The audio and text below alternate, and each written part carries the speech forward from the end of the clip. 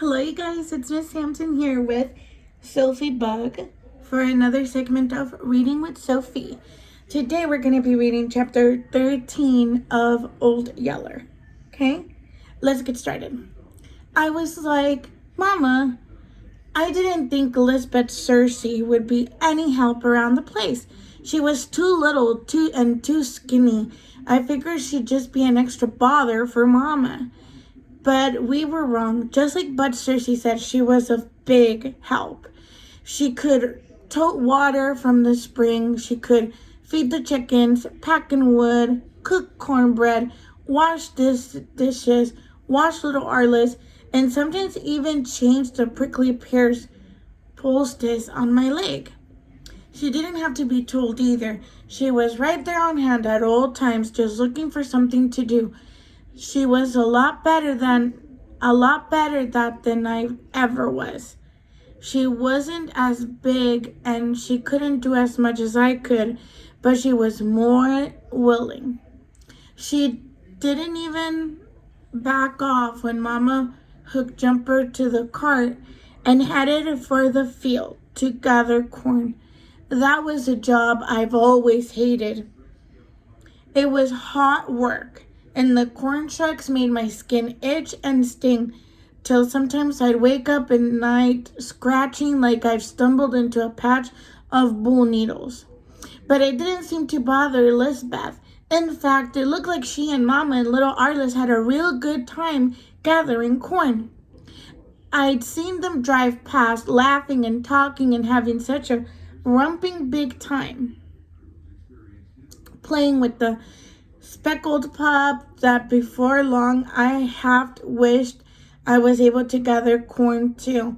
In a way, it sort of hurt my pride for a little girl like Elizabeth to come in and take over my jobs. Papa had left me to look after things, but now I was laid up and there was a girl handling my work about as good as I could.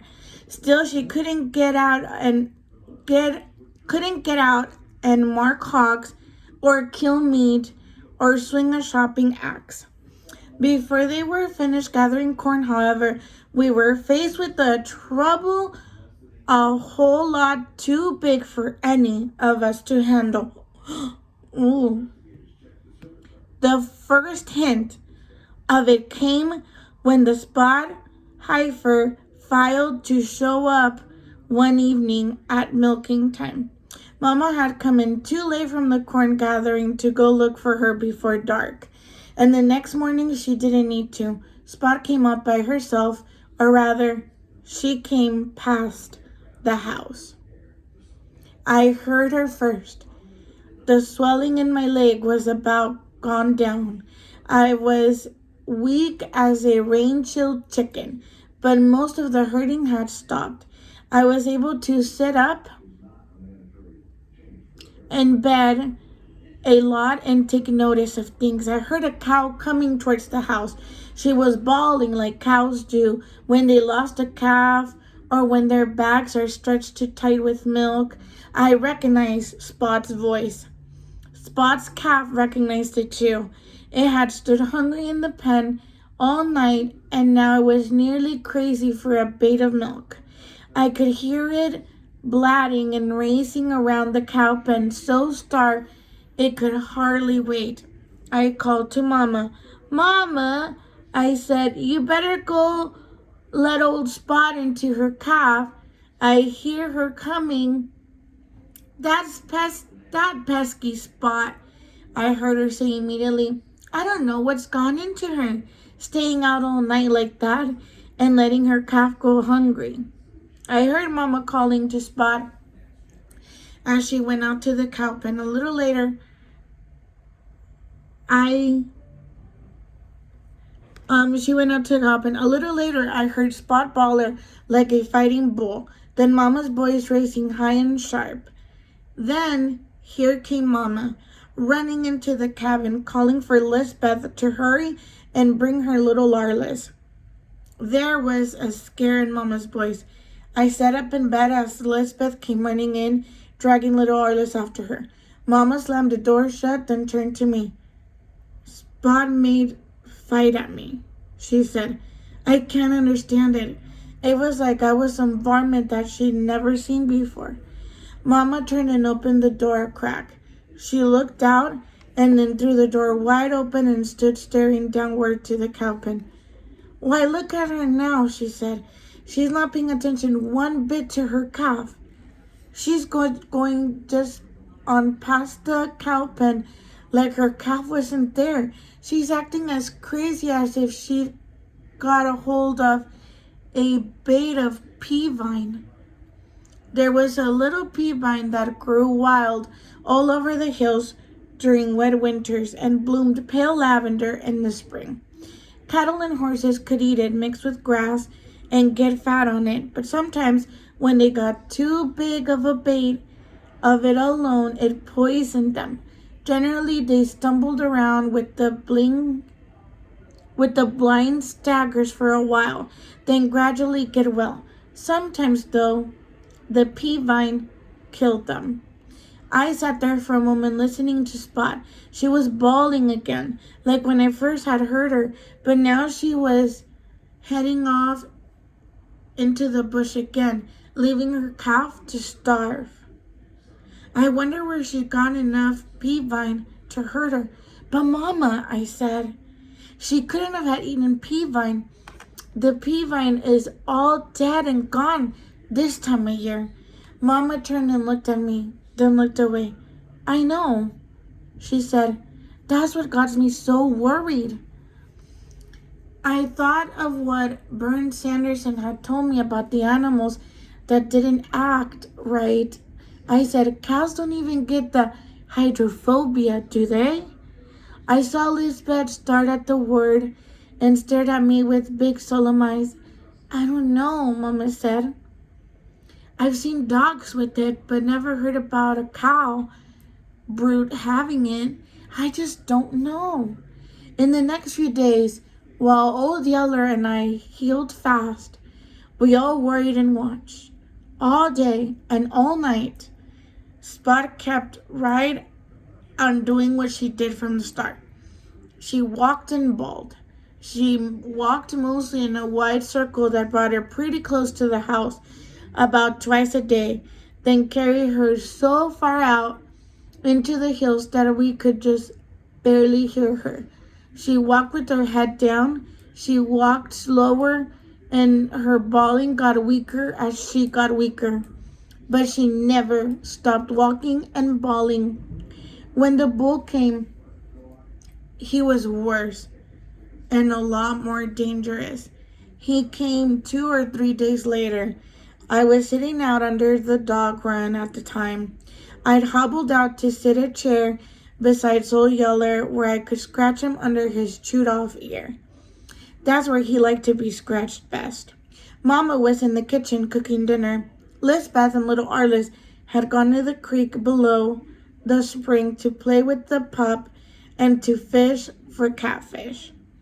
I could see them running and laughing along the bank, chasing after grasshoppers for bait. Then I heard a moaning sound that turned to watch a bull come out of the bush. He was a roan bull, the one that the droopy horn Chongo had dumped into the Mexican cart that day of the flight. But he didn't walk like any bull I'd ever seen before. He walked with his head hung low and wobbling. He reeled his staggered like he couldn't see where he was going. He walked ahead onto the mesquite tree like he wasn't there and fell to his knees when he hit it. He scratched to his feet and came on grunting and staggering and moaning, heading towards the spring. Right then, for the first time since we brought him home, Old Yeller came off his cowhide bed. He'd been lying there beside me, paying no attention to the sight or sound of the bull. Then, I guess the wind must have shifted and brought him the bull's scent. Eventually, the scent told him for certain that I was only... The scent told him for certain what I was only beginning to suspect. He rose with a savage growl. He moved out towards the bull, so trembly weak that he could hardly stand. His loose lips were lifted in an ugly snarl, baring his white fangs. His hackles stood up in ragged ridge along the back of his neck and shoulders. Watching him, I felt prickling at the back of my own neck. I've seen him act like that before, but only when there was the greatest danger, never while just facing a bull. Suddenly, I knew that Mama and I had been fooling ourselves. Up till now, we'd been pulling off facing two facts. We'd kept hoping that the heifer Spot would get over whatever was wrong with her. Mama and Lisbeth had kept Spot's calf from starving by letting it suck on another cow.